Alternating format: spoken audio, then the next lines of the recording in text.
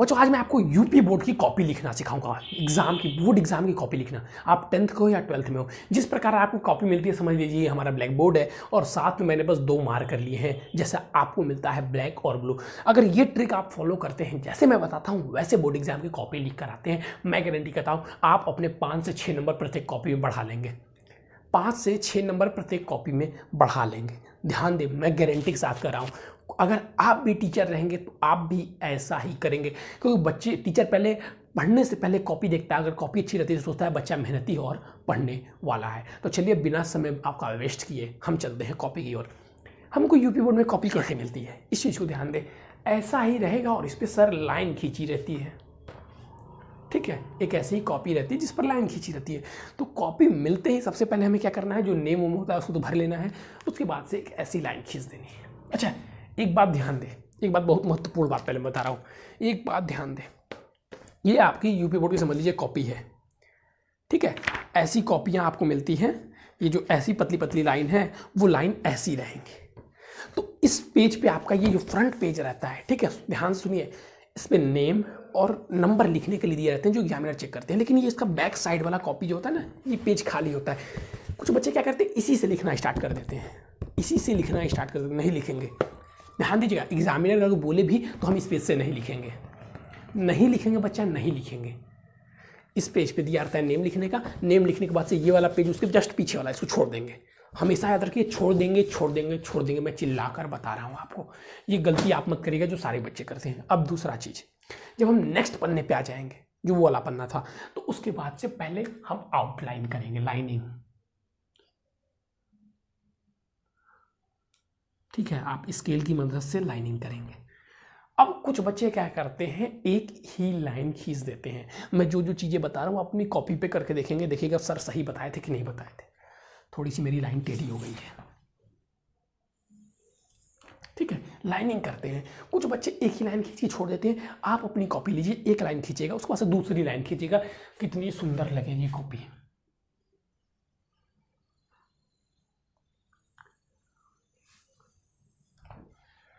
अब कुछ बच्चे कहेंगे ये कैसा बेवकूफ़ मास्टर पकड़ लाए हैं, बच्चे लाइन ही खींचेंगे तो लिखेंगे क्या। इसका ट्रिक समझिए। पहले हम लोग क्या करते हैं, एक लाइन खींच लेते हैं। कुछ, अच्छा देखिए, कुछ कॉलेज में दो जगह की रूल मैं बता रहा हूँ, जो थोड़े से हार्ड, मतलब बोल सकते हैं ना स्ट्रिक्ट, बहुत अनुशासित जो विद्यालय नहीं होते हैं, जो सेंटर नहीं होते हैं, वो कॉपी हमें 15 मिनट पहले ही दे देते हैं। यानी कि जो पेपर पढ़ने का समय रहता है उससे पहले कॉपी मिल जाती है और साइन इन हो जाता है।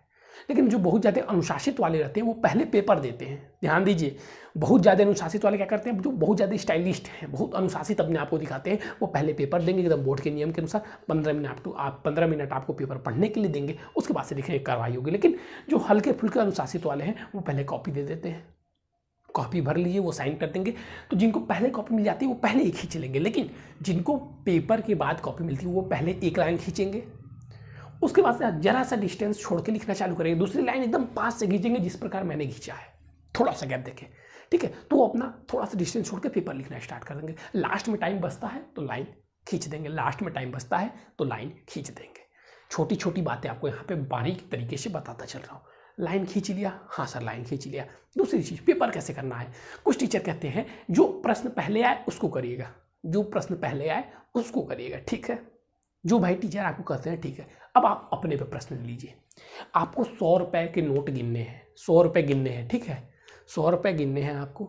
मैंने एक बॉक्स लिया है, उसमें 2 का, 3 का, 5 का, 10 का सिक्का डालकर मर्ज कर दिया। अब मैंने बोला आपको लोग गिनो, क्या आप गिनते समय मुझे गाली नहीं देंगे, बेवकूफ़ साला क्यों मर्ज किया। और गिनते समय आपको थोड़ा सा दिमाग में ये उठाओ ये मिक्स हो जाएगा, 2-3 बहुत ज़्यादा समस्याएं होंगी देखने में।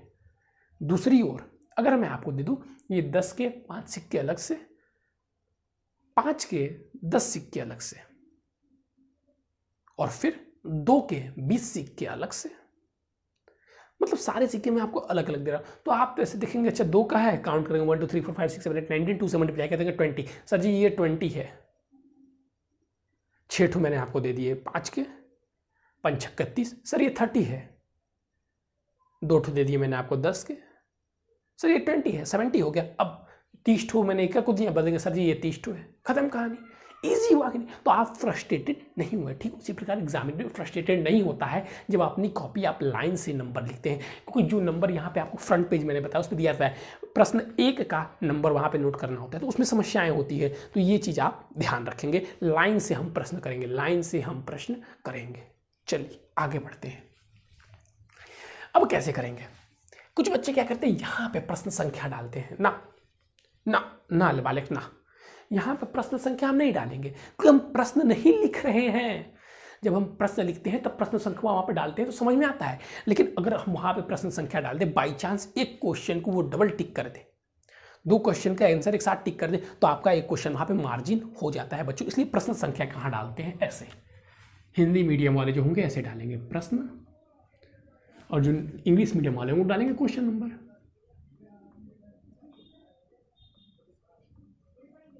जो भी उनका प्रश्न हो, ठीक है, प्रश्न 1, 4 लिख दिया, मैं 1 लिख देता हूँ, ये जो लिखना चाहे लिख सकते हैं आप, जो प्रश्न आप करेंगे ऐसे। फिर इसके नीचे एक लाइन, इसके नीचे लाइन खींचते चलेंगे। अब उसको तुरंत पता चल जाएगा अच्छा प्रश्न 1 लिख रहा है बच्चा।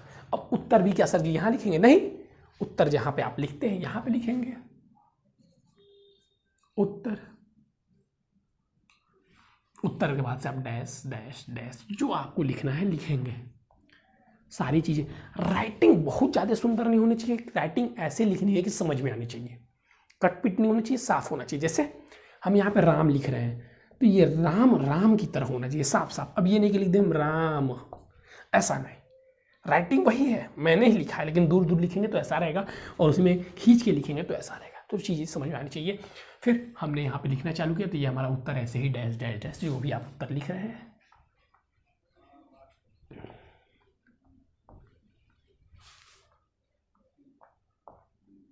ये मेरा उत्तर यहाँ पे समाप्त हो गया। अब मैं दूसरे प्रश्न लिखना है, तो जब हम दूसरा प्रश्न लिखेंगे, ध्यान दे बच्चों, जैसे ही हम दूसरा प्रश्न लिखेंगे यहाँ पर हम 2 लाइन का गैप देंगे,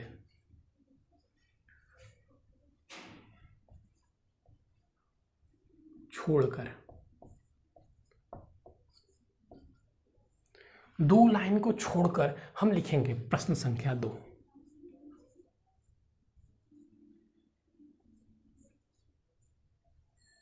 फिर वही चीज, फिर अब यहां पे हम उत्तर डालेंगे और फिर आगे के अपना उत्तर लिखना स्टार्ट करेंगे। फिर इसी प्रकार सारे प्रश्न में बता रहा हूं 2 लाइन सर क्यों छुड़वाए हैं।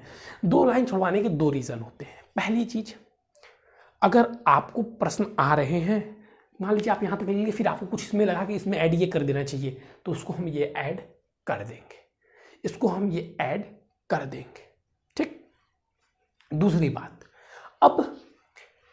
अब मान लीजिए आप कुछ ऐड नहीं करना, पेपर आपका खत्म हो गया, आपके पास 10 मिनट बचा हुआ है, तो जैसे हमने यहाँ पे 2 लाइन खींची है ना बच्चा, इसमें भी हम 2 लाइन खींचकर गैप बना देते हैं।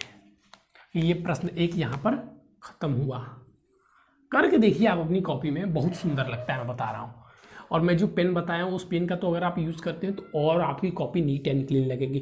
तो ये प्रश्न 1 यहाँ पर समाप्त हुआ, उसके बाद से प्रश्न 2 यहाँ पर चालू हुआ। किसी को भी देखने में कितना अच्छा लगेगा और एग्जामिनर को चेक करने में भी कितनी अच्छी तरीके से चीज़ें समझ में आएंगी। देख लीजिए ब्लैक बोर्ड पर लिखा है तब भी देखिए कितना अच्छा लग रहा है। इस 2 लाइन के बीच में हमने क्या किया, 2 लाइन खींच दिया। लिखना था तो लिखेंगे, नहीं तो उस 2 लाइन के बीच में हमने एक लाइन खींच दिया।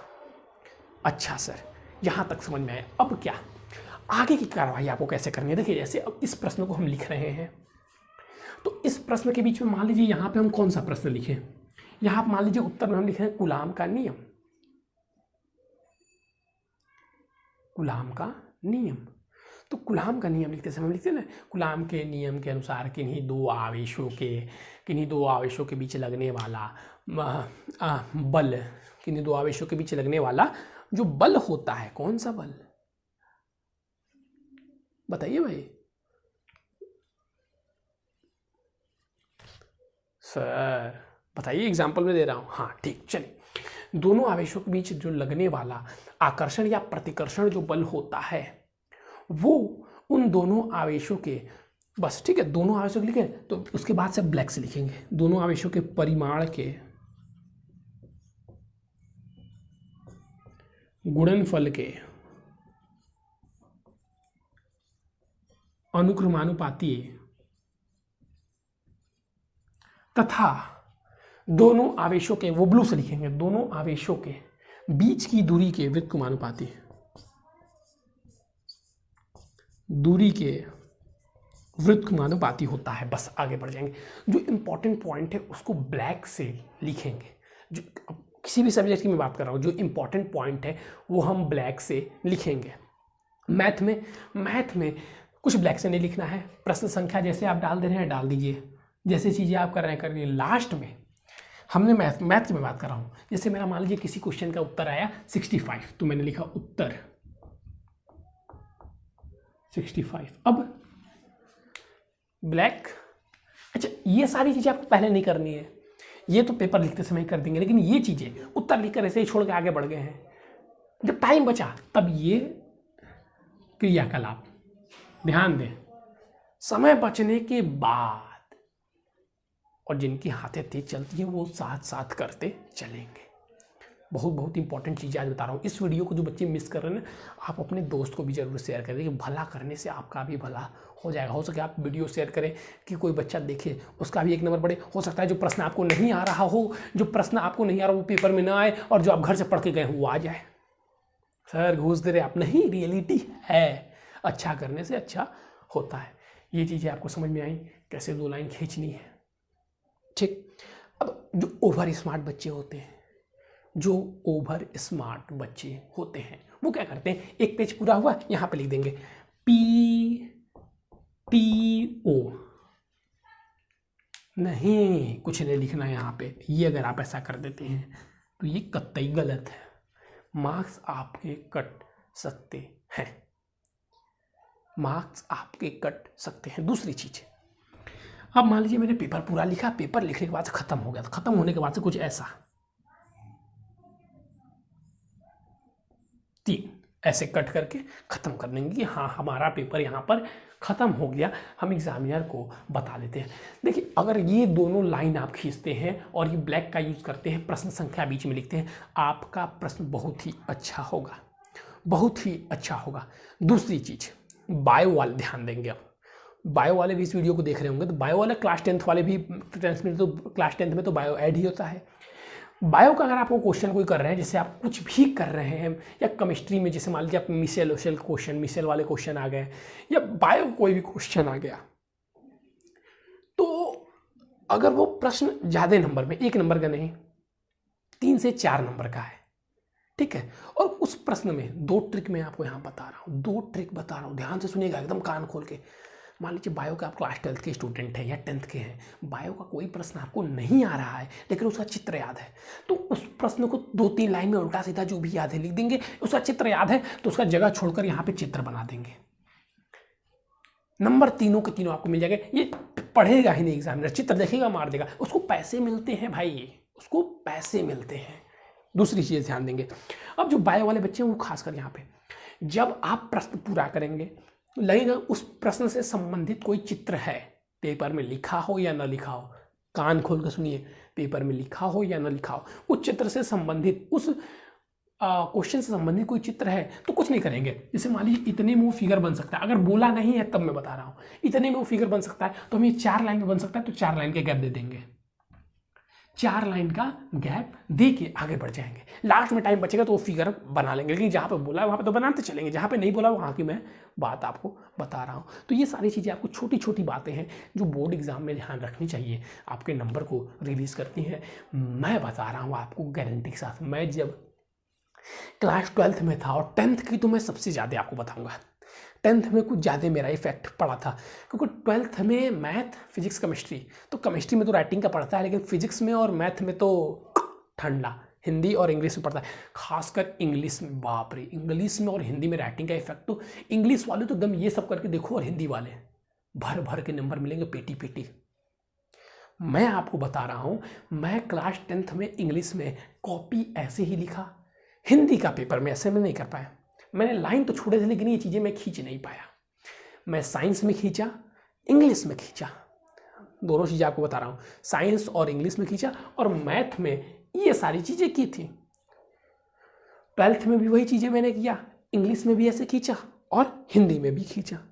मैथ में नहीं खींच पाया, छोड़ते चला गया, पेपर लंबा था, नहीं कर पाया, करते रह गया। साइंस में, फिजिक्स में भी फिर मौका नहीं मिला, केमिस्ट्री में मैंने किया था। इसलिए मैं आपको सुझाव दे रहा हूँ कि पेपर करने की बात करें, पेपर लंबा होता छूट जाएगा तो वो अखर जाता है, अगर आता है वो प्रश्न छूट गया तो दिल को थोड़ा सा हुरेते रह जाता है। जैसे कि मुझे देखिए, बहुत पुरानी बात है लेकिन आज तक याद है, बहुत पुरानी बात है लेकिन आज तक याद है। जब मैं क्लास 10th में यूपी बोर्ड में पढ़ता था तो वो लेंस वाले जो दर्पण वाले हैं ना, हर एक बार प्रश्न आते हैं, मैं हमेशा कहता हूँ, तो सेंटर ऑफ कर्वेचर पे इमेज बनाने के लिए आता था और उसमें लिखना था उसके बारे में। तो मैंने क्या किया, मैंने उसके बारे में तो लिख दिया, मैंने उसके बारे में तो लिख दिया और सोचा कि पीछे पेंसिल उठाना पड़ेगा, अब पीछे आके फिगर बनाऊंगा जब पूरा कंप्लीट कर दूंगा।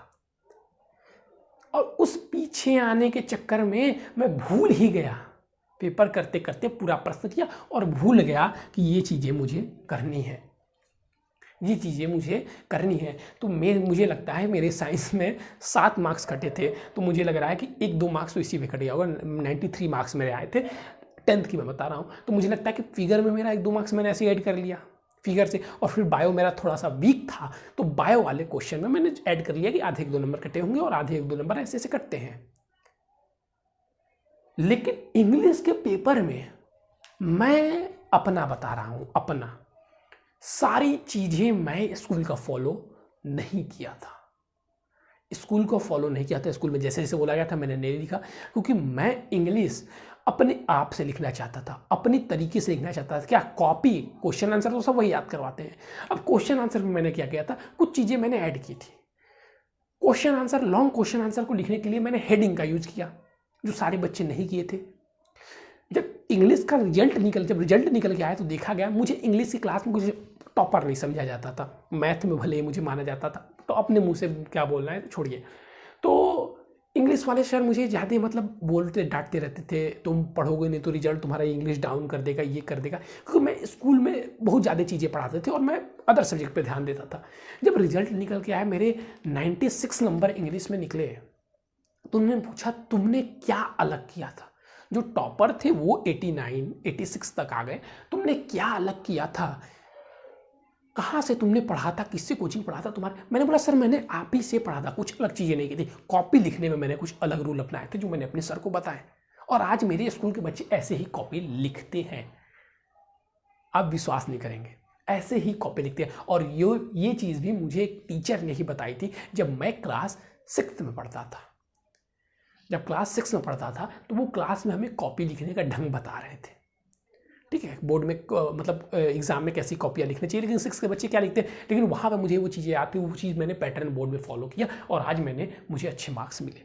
तो ये सारे पैटर्न आपको भी बोर्ड एग्जाम में फॉलो करने चाहिए बच्चों, बहुत ज़्यादा इम्पैक्ट होते हैं, बहुत ज़्यादा इम्पैक्ट होते हैं। दूसरी चीज़, मैथ के पेपर में बहुविकल्पीय प्रश्न थोड़े से ध्यान से करेंगे और सारे प्रश्न भी ध्यान से करेंगे। रचना वाले प्रश्न हर एक वर्ष आते हैं, रचना लिखना सीख लेंगे अपने शब्दों में, रट के नहीं, अपने शब्दों में। तो इन सारी छोटी छोटी बातों का अगर आप ध्यान देते हैं तो आप बोर्ड परीक्षा में अच्छे मार्क्स स्कोर कर पाएंगे। भर भर के बधाइयाँ हमारी तरफ से।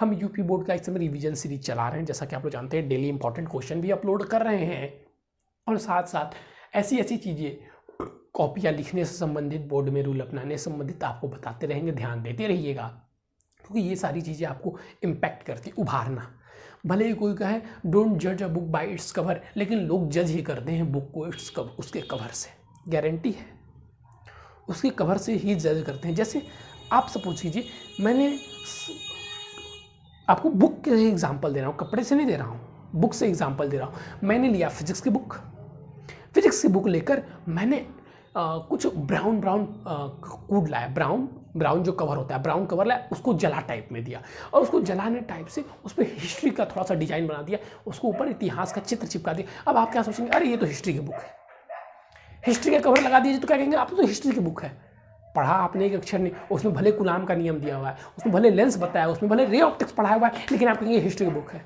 खुलेगा तो अंदर कुछ रहेगा। तो लेकिन जज करते हैं हम लोग बुक कवर से। तो ये सारी चीज़ें आपको यहाँ पे ध्यान से समझनी है, ये सारी चीज़ें आपको काम में आएंगे। अब देखिए, अब कोई भी कन्फ्यूजन आपके दिमाग में हो तो ये मेरा व्हाट्सअप नंबर है, इसको थोड़ा ध्यान से लिख लीजिएगा। आपके एग्जामिनेशन टाइम में भी हम आपका हेल्प करेंगे, और 10th और 12th के एग्ज़ाम इंपॉर्टेंट क्वेश्चन भर भर के करवाए जा रहे हैं, बच्चे ध्यान देंगे, भर भर के, उसको मिस ना करें। 9532060199। दूसरी चीज़ें मैं आपको ये एडवाइस देता चलूँगा कि ट्राई इतना करिएगा कि किसी भी पेपर को ऑप्टिकल क्वेश्चन गलत ना हो। ऑप्टिकल क्वेश्चन सही 3 नंबर बढ़ा लीजिए अपना, लॉन्ग क्वेश्चन पे 3 नंबर बढ़ा लीजिए, ऑप्टिकल क्वेश्चन सही होगा तब। तो बहुविकल्पीय प्रश्न हर एक के सही होने चाहिए। और इसी के साथ आज हम अपने इस लेक्चर को समाप्त करते हैं। जय हिंद, जय भारत।